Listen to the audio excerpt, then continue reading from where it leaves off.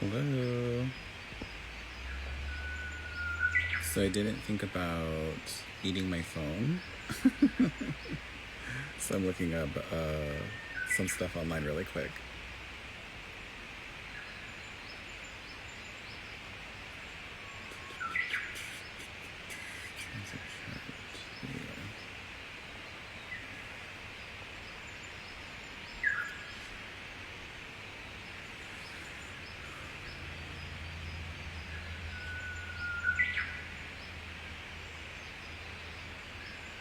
I think we'll just start without.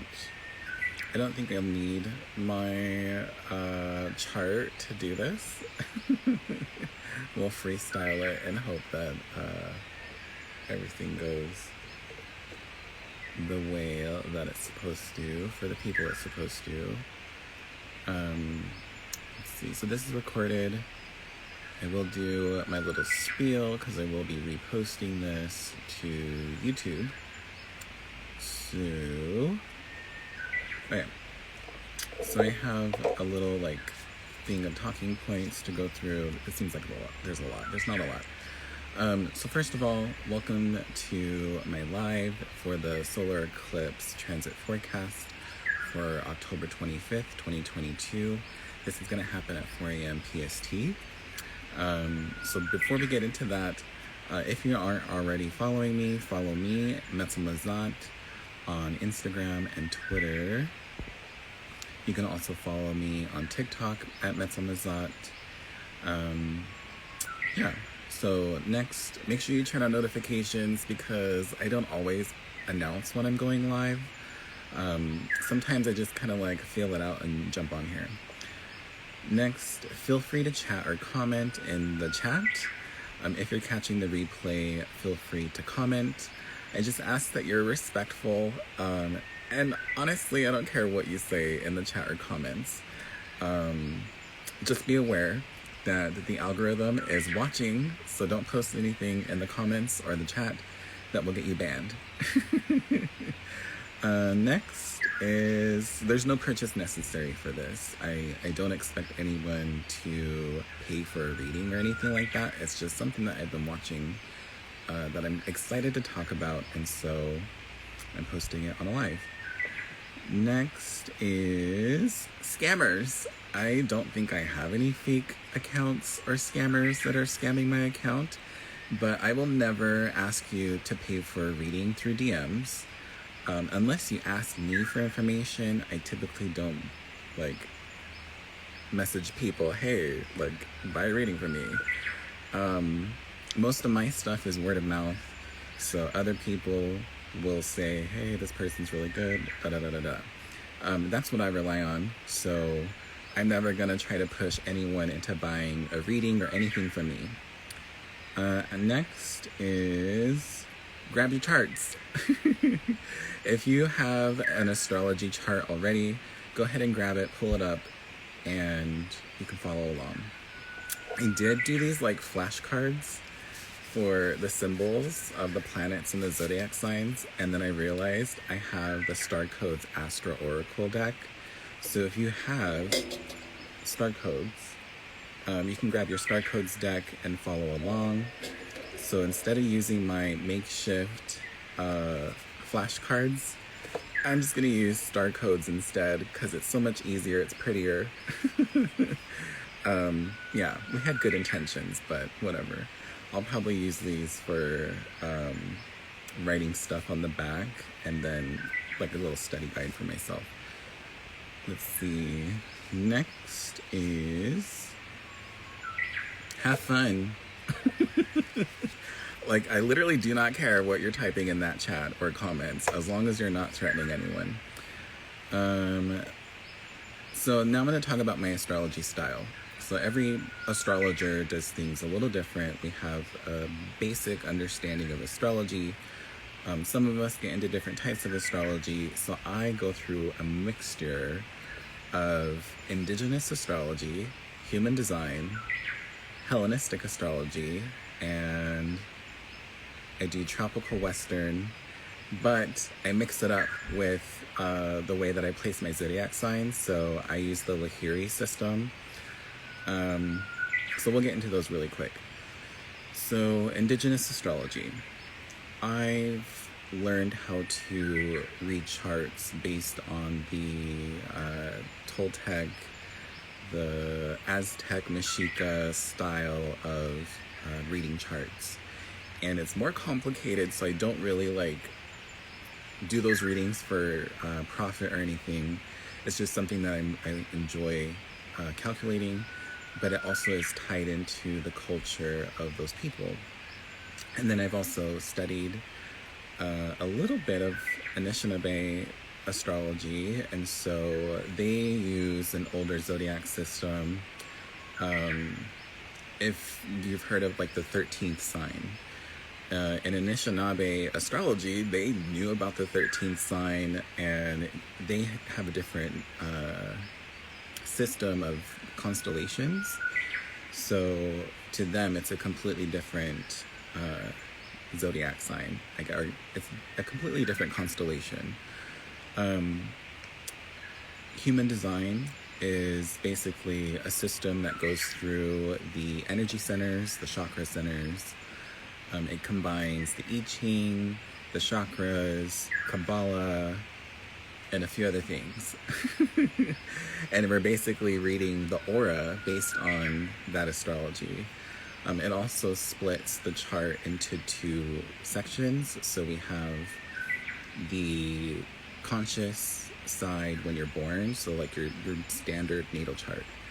And then we have the subconscious, which is 3 months before you're born, when your brain is actually developing and creating the subconscious.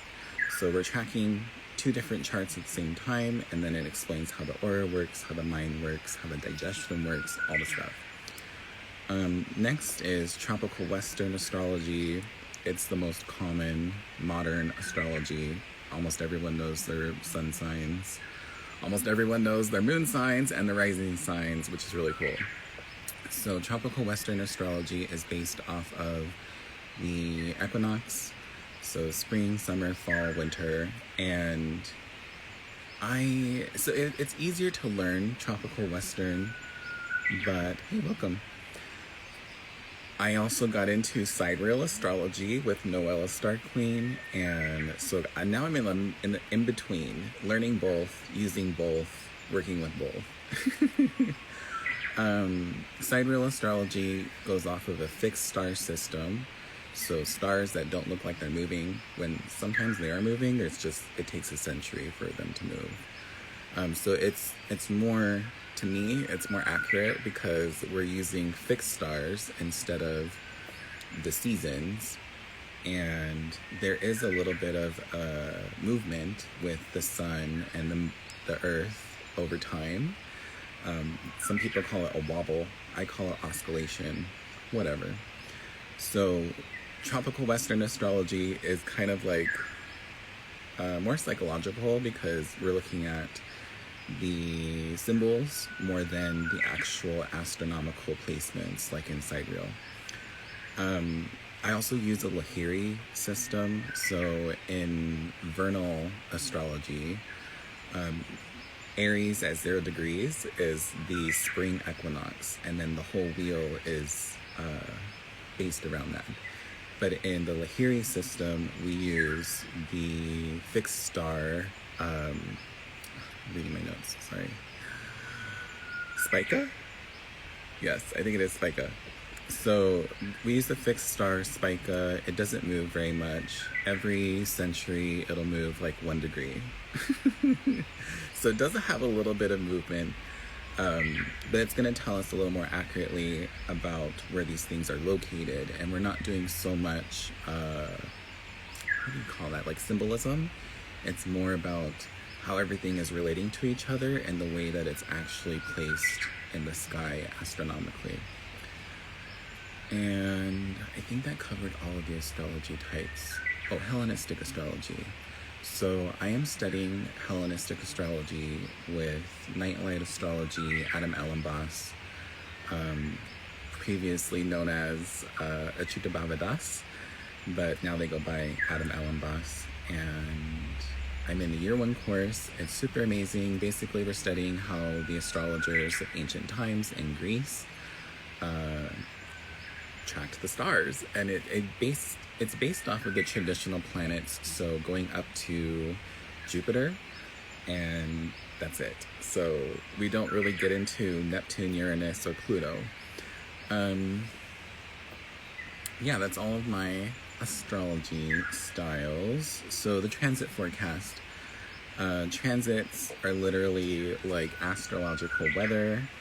So every day, the planets move. Some planets move faster than others. The fastest moving celestial body, it's not really a planet, would be the moon. So the moon moves like 14 degrees in 24 hours, which is pretty fast. So it kind of moves through the signs every 2 days to 2.5 days. And yeah, so transits also affect our aura. It affects the chakras. It affects your human design. So for someone like me, I'm constantly looking at like what's going on in my body, what's going on in my aura. So that's really the whole point of doing this, is capturing a transit forecast for the solar eclipse that's coming up. And it's to me, it's exciting because we have the solar eclipse happening. And if you don't know what a solar eclipse is, so we have the sun, and say if you're on Earth, you see the sun, and then the moon is going to cross over the sun, creating the eclipse. And it's going to be a partial eclipse, so it's going to be kind of off. It won't cover the entire sun. But the sun is going to be at 2 degrees of Scorpio, which I'll grab that card in a bit. So the sun is going to be at 2 degrees Scorpio. When the moon crosses in front of the sun, it'll also be at 2 degrees Scorpio. So anytime a planet is going into the heart of the sun within 1 degree, so 2 to 3 degrees of Scorpio, then that's going to create an intensity or an amplification of the sun's energy. So because the moon is going to be in that same exact degree at 4 a.m., it's going to amplify the energy of the moon. But on top of that, at the same time, we're also going to have Venus crossing into 2 degrees of Scorpio at the same time. Like, that is fucking cool. To me, it's cool. So we're gonna have a blend of moon and Venus energy amplifying across the planet. The moon is tied to emotional energy, the grandmothers and the feminine figures in your family line. It's also the inner drive. Some people say it creates the gravity, it creates the movement of the tides. So we're all made up of water. We have water moving through us. And that doesn't necessarily mean emotions, but more so of action, movement, gravity, pulling. And it's also on a new moon, which is when the gravity is the strongest. So we're gonna feel really compelled to do things. Venus is where we create our values, our ethics. I was gonna say possessions, and then beautifying too at the same time. I don't know, aesthetics. There you go. Venus is also how we protect our values, how we protect the things that we love. And it's also, and that also includes the love of money too, love of possessions. So yeah, that's what's going on. There's also a few other things going on too. So we have Mercury, Mars. I'm gonna grab these out. We have the planet Mercury, which moves the fastest out of the planets. Mars and Saturn creating a grand air trine at 4 a.m. when we have the solar eclipse, Kazemi. Like, all this shit is going on at once. So when we're talking about a grand air trine, all these planets are in the air signs. So Gemini, Libra, Aquarius. And they're basically creating a trine in the sky, so a triangle. And because it's in air signs, It's creating an abundance of thoughts, ideas, intellect, things like that. But because it's also an eclipse, which brings chaos, it can be overflowing to the point where you lose sight of your focus. In the forecast reading, you'll hear about it, about the masculine energy basically taking things off course. So because these are more masculine planets, that's why I was like, oh, you gotta beware of the masculine energy. It'll make more sense when I get into the actual reading. So yeah, feel free to type questions if you have any questions.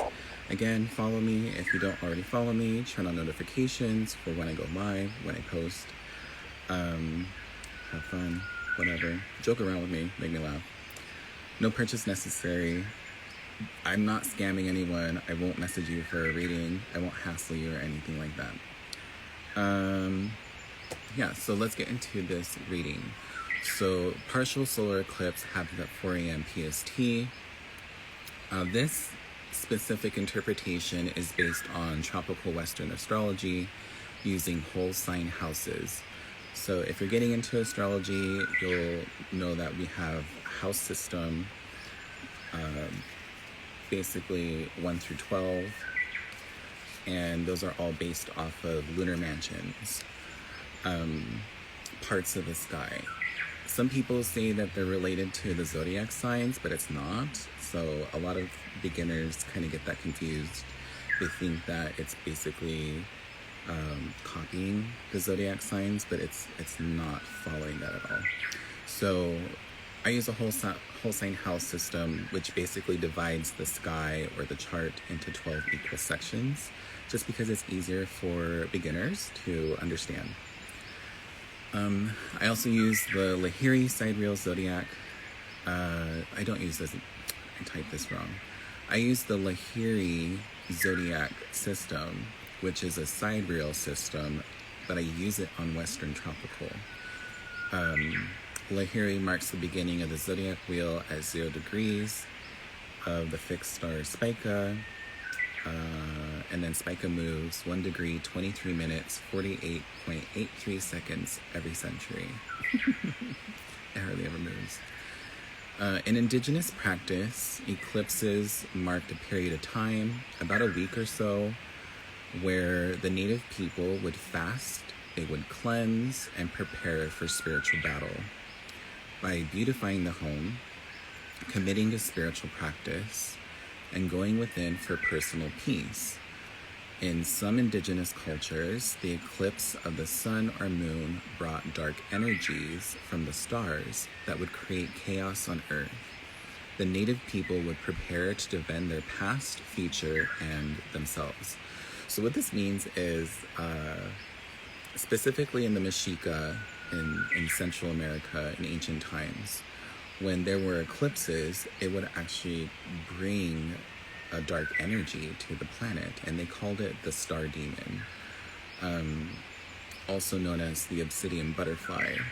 So this energy would come to Earth, create chaos, it would kill people, it would wipe out civilizations, it would just wreak havoc. And basically, when this star demon came to Earth, the native people would prepare themselves to fight the star demon or to survive. They believed that there were ways to overcome the star demon. And over time, it became less and less of an issue for them. And part of me feels that that might be because of colonization. Basically, like, there were a lot of practices that they would do back then to put themselves into a state of higher consciousness or an altered state of being. They would astral travel and all that stuff. So they were in constant contact with the supernatural. And personally, I believe because they were like that before colonization, they could see these things on the other side and experience them in this reality too. So going back to the reading, the sun, moon, and Venus meet at 2 degrees Scorpio in the 3rd house. When any planet enters within 1 degree of a sign as the sun, it creates a cazimi, a medieval astrology term described as in the heart of the sun. So the 3rd house, let me grab that really quick, is consciousness, creating. To me, this is just what I feel. To me, it's using the throat to create. And for a lot of us, when we're using our throat to create, we're in collaboration, we're giving direction. In human design, when you're using your throat, you're either speaking what you want to have done to someone, like not to someone, but speaking, like if I were to say, hey, go move this box, someone's gonna go move the box because I used my throat. We can also do the same thing with our minds, well, our brain.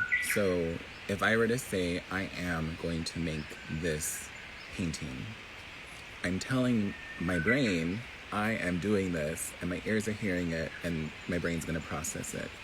So those are the different ways that I see houses and how they work. Other astrologers may have a different interpretation of that. So 3rd house in Star Code's Astro Oracle is communication. So communicating with ourselves, I would not say others because of the other placements here, but communicating with ourselves what we want to do. This is a really good time for planning, a good time for creating, working on something, building something, and speaking it.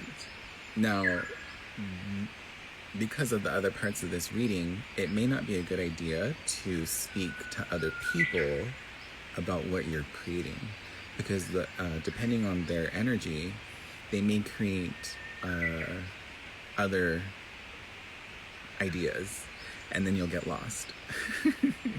So 2 degrees of Scorpio activates the 28th gate, line 1 in human design.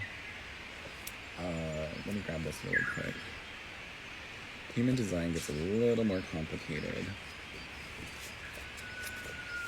So this is the human design chart. We're basically taking the zodiac wheel and laying it over a chart with a body graph.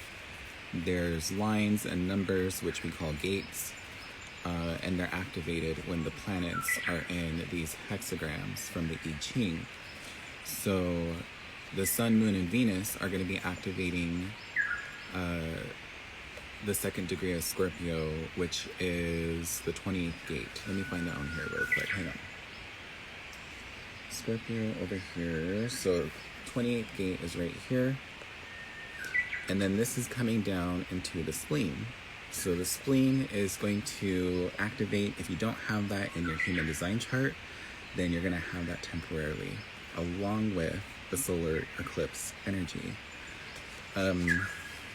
So this is the I Ching hexagram of the game player, the one that chooses to be helpful or challenging in the current moment. So if we were playing a card game and you had a hand that would either be helpful to yourself or challenging to someone else, you have to learn how to use that hand. Are you going to help yourself get a better result, or are you going to challenge other people to put blocks in their path so that they're not winning? That's just kind of how I felt this energy out. So the freedom of choice comes from recognizing your immortal and mortal existence while playing with the cards you are dealt. Basically what this means is you can use the game player gate, but you can't be scared to lose. You can't be scared to die. You can't be scared to, I was gonna say be trumped. You can't be scared to have your poo served to you. I'm trying not to get banned on here. So yeah, like if you can use the game player energy, but just know that what goes around comes around. Someone may know the game better than you do. So at this time, your soul, the sun, your heart, the moon, and your ethics, Venus, are aware of their ability to create your ideal environment in this physical reality. You can ask to receive guidance or inspiration on how to create the vision. So if you're coming into this solar eclipse like, I don't know what I'm doing, I don't have anything I want to make, you can ask the Sun, Moon, and Venus to help you. In astrology, the Sun, Moon, and Venus relate to people in our lives. So the Sun, the grandfathers, the Moon, the grandmothers, and Venus, the aunties, the feminine figures. So if you have grandfathers, grandmothers, or aunties in spirit, you can ask them to help you create this change, or to create something new, to start a business, to do a project, to complete a deadline, anything like that. It could literally be anything. But what was I gonna say? Sorry. Okay, so grandfathers, grandmothers, aunties, they'll help you not only get inspiration, but they'll help you manifest it. So there are different ways to do that. You can leave out offerings to those spirits. You can do divination and ask them to help you with the divination. You could do dream work, asking them to be in your dreams. Now, I just want to say really quick, if you're going to lay down and go to bed or deal cards and not set the intention that you're allowing them to intervene with your free will, then you're not really going to get a lot. Hey, Angela.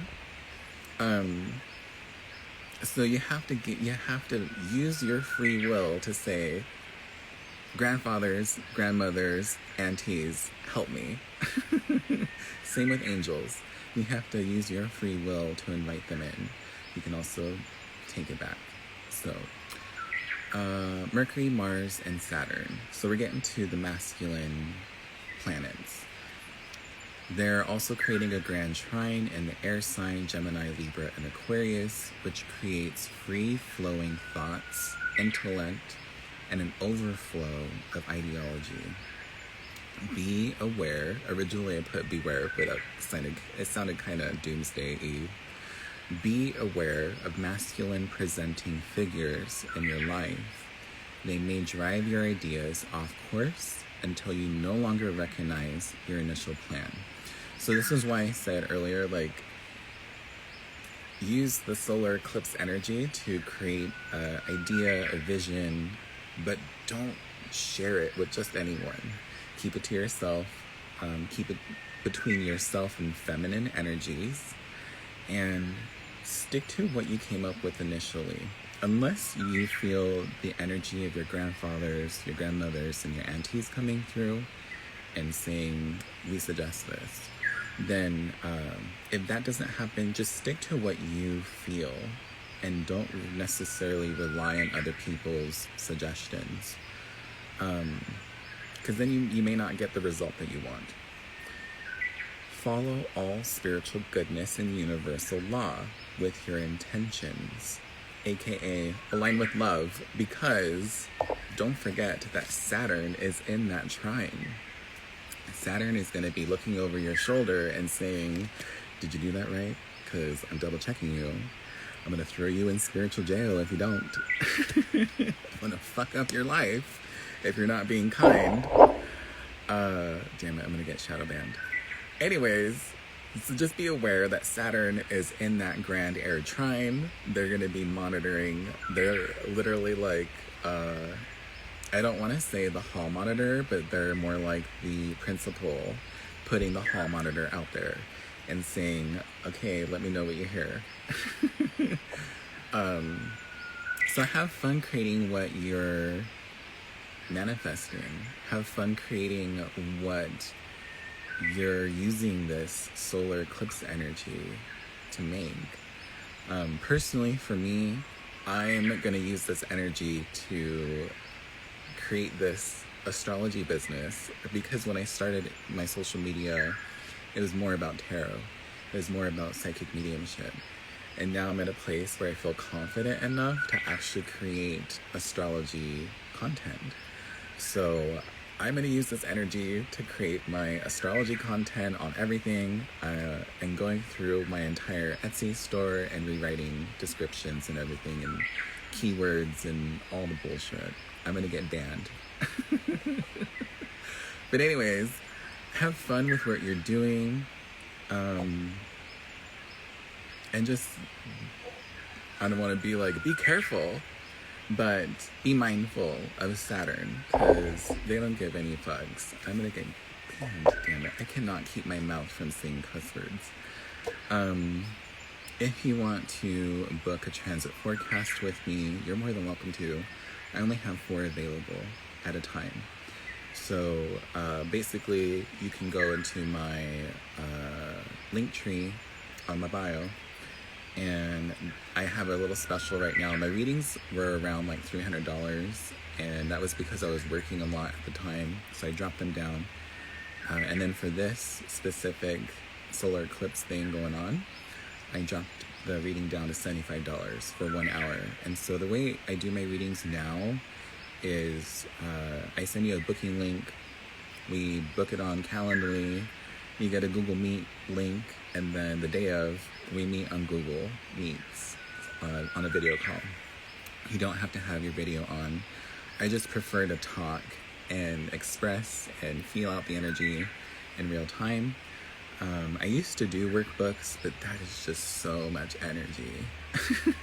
So I'm not gonna do too much workbooks anymore, unless there's something that is for the collective. What else? Oh, for readings, I just ask that you are not under the influence of drugs or alcohol. I don't mind if you're like social drinking or anything like that, or using cannabis, but anything else, I'm gonna be like, oh my god, intolerant, can't deal with it, bye. It also affects the way that I process your energy as an intuitive, and so for me, it's like, oh, you're like drinking and I'm getting it, or you're high on something and I'm feeling it. So I just ask that you don't have that stuff in your system when we're doing a reading, and no one under the age of 18. So yeah, I've had people ask me if I could do readings for their children and stuff. I'm totally fine doing that for parents, but not with children. I think that's everything. Thank you for stopping by. Again, if you're catching the replay, you can drop your comments, questions, anything like that. If anyone in here has any questions, you're welcome to ask in the next few minutes.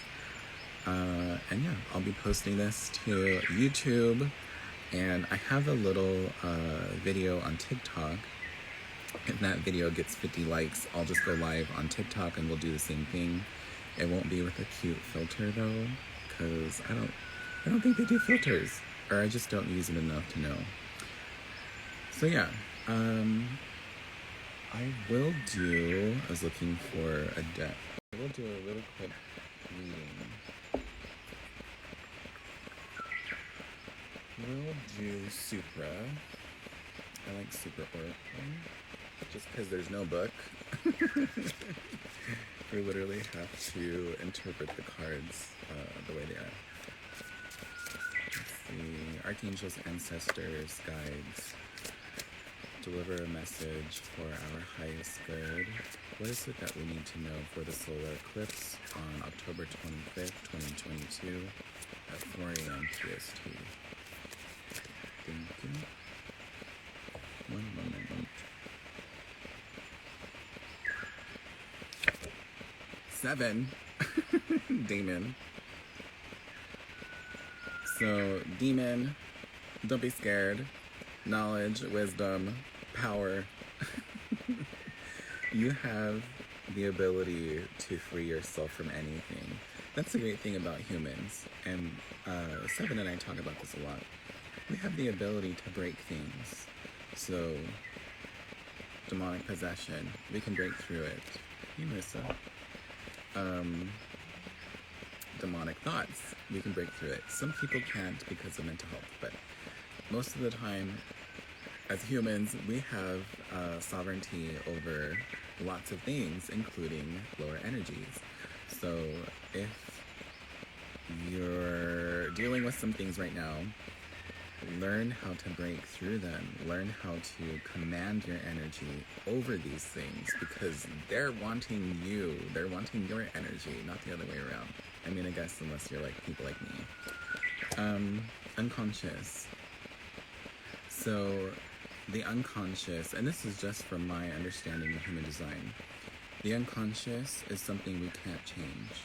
The way that my brain operates, I can't change that. I can't influence it. My conscious, I can, because I'm aware of it. My unconscious, other people are going to be aware of that. Other people are going to notice those things about me. But seeing those things in myself, it's going to be like a whole different person, which happens in human design when you get your readings. The first time I did my unconscious chart in human design, I was like, it's like a whole nother person's living inside of me.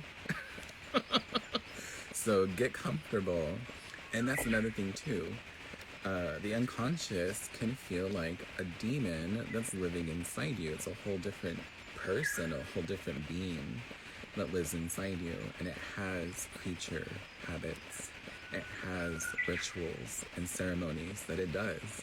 And you may not realize it at first, but once you do, it's like, okay, I'm doing my thing, and I can't like do anything to change it. I can work with it though. So, yeah.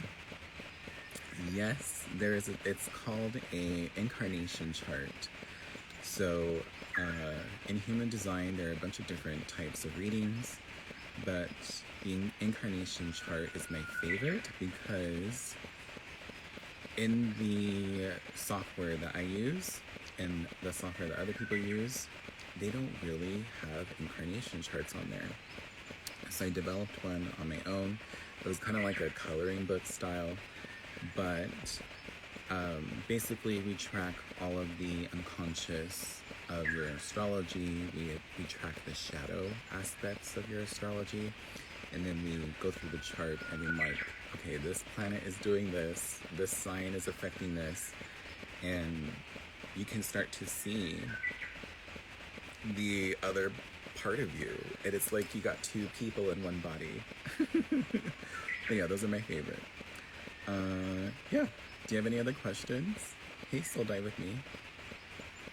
Rockstar Astrology. I can do... Yeah. Imagine having emotional breakdowns over your own astrology readings until the point that you don't anymore. I've done it. Air. I love it. So the grand air trine, don't run away with your thoughts. If you're getting into the solar eclipse with baggage already, you're going to want to like clear it out. And don't let other people put their air baggage on you. For me personally, when I'm dealing with other people trying to put their thoughts and ideas on me, I tend to just be neutral and say if someone's like, oh, I have this idea, I want to do this, this, and this, and I'll just be like, I support you. Not like, oh, you should do this too, because that's adding my thoughts, my baggage onto them and altering the way that they're doing things. If you're messaging people, so I do this too. If someone's messaging me and they're like, I have all these ideas, da-da-da-da-da-da, and it's like 50 text messages, I'll just read through it really quick, leave it on read, and then step away. Like, I don't have to reply. You don't have to reply to people. Give yourself time. Give yourself time to communicate and create those boundaries. I had a friend that was trying to contact me throughout the day-to-day, and I'm like, I have all this stuff I'm doing. Sorry, I'm busy. And part of me felt bad, but I'm like, boundaries. Like, I got stuff to do. So don't feel like you have to give yourself to everyone, because you have to give yourself to yourself. And especially with this solar eclipse, you're going to want to use the energy while you can, because if you're focusing that on other people, you kind of lost out until next year. Yeah. So thank you all for stopping by. I'm gonna jump off, and I love you. I will see you around.